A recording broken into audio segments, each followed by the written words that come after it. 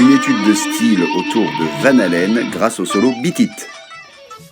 On y va pour ce solo mythique. Alors un petit point sur le matos. Je joue sur une Axis Sport de chez Musicman, c'est-à-dire qu'elle a les micros Van Halen.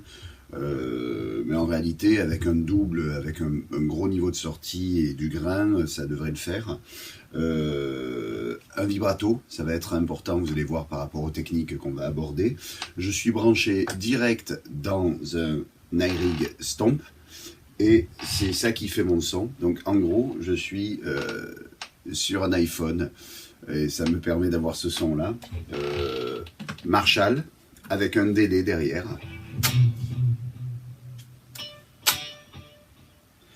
Et voilà un Marshall qui est un peu poussé à bloc. Alors, on y va sur la phrase d'intro.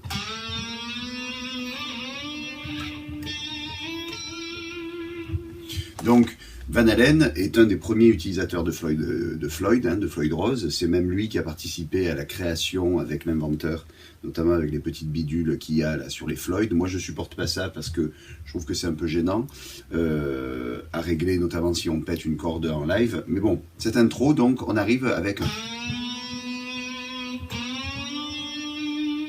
C'est quelque chose qui est assez... on retrouve assez souvent chez Van Halen, par exemple dans ce...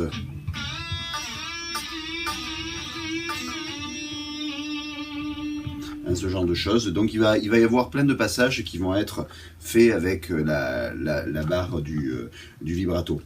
L'intro, elle est intéressante parce qu'il y a ces harmoniques frappées.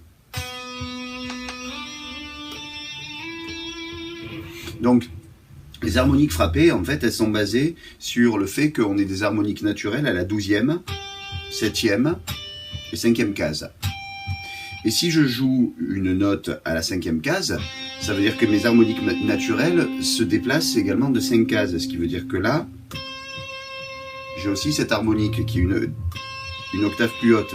D'accord ? Donc en les tapant, en fait, il faut être assez clair dans son geste. Donc ici, lorsque je joue le...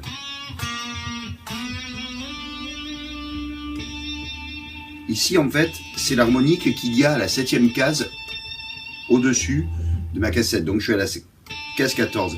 Ensuite, je monte à la 9 et naturellement, j'ai l'harmonique de la case 5 cases plus haut que la 9 qui se retrouve à la 14.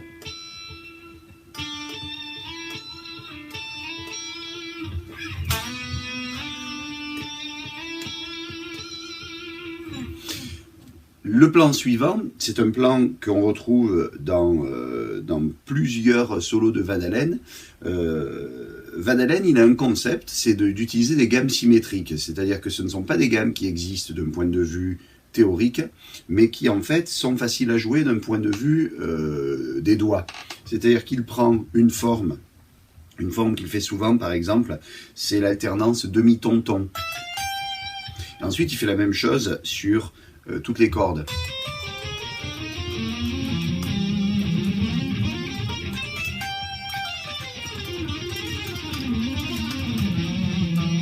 Donc c'est pas une gamme particulière, hein, mais en réalité on l'entend.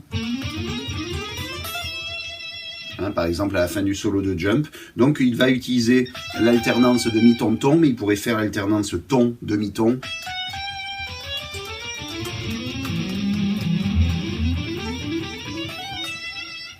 Là, ici, il va utiliser cette forme de gamme.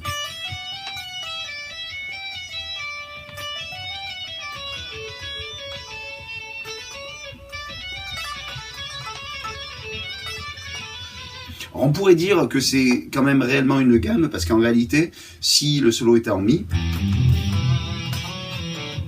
ce qui est le cas,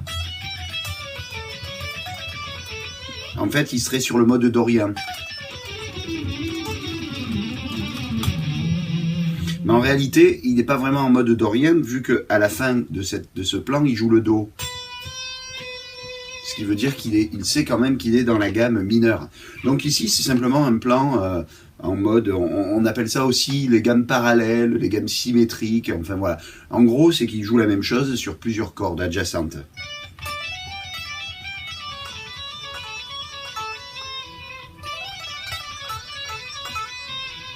Alors, Au niveau du tapping, ce qu'il fait exactement, j'en sais rien. Par contre, ce qui sonne bien, c'est parfois de jouer une note en tapping, parfois d'en jouer deux.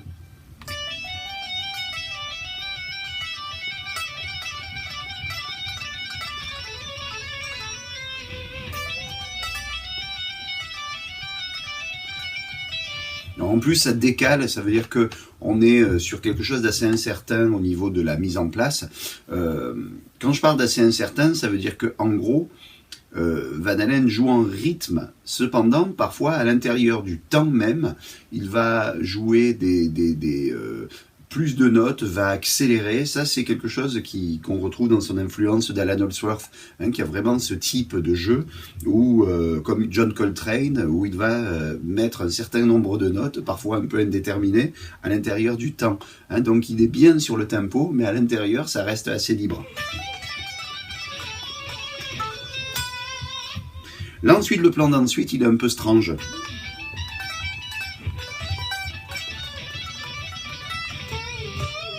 Alors encore une fois, on est sur de la gamme penta, mais à 4 notes par corde.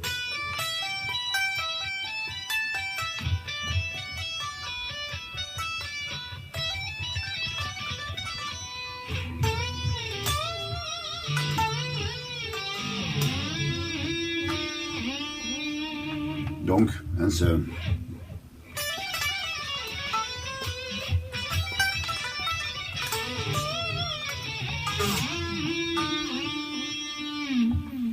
Le plan suivant, dont on a parlé tout à l'heure avec la barre de vibrato.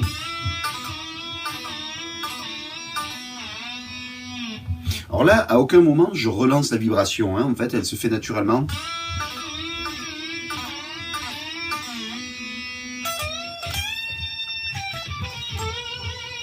Encore un plan symétrique.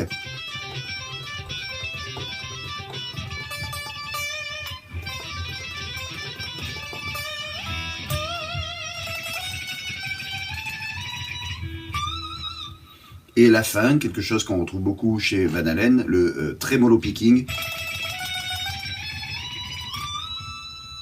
Donc,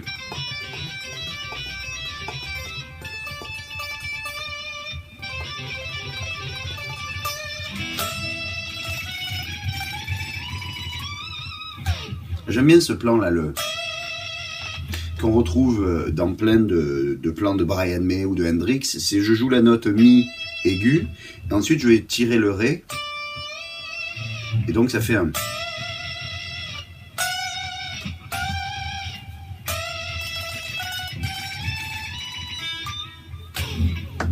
Voilà, au travail.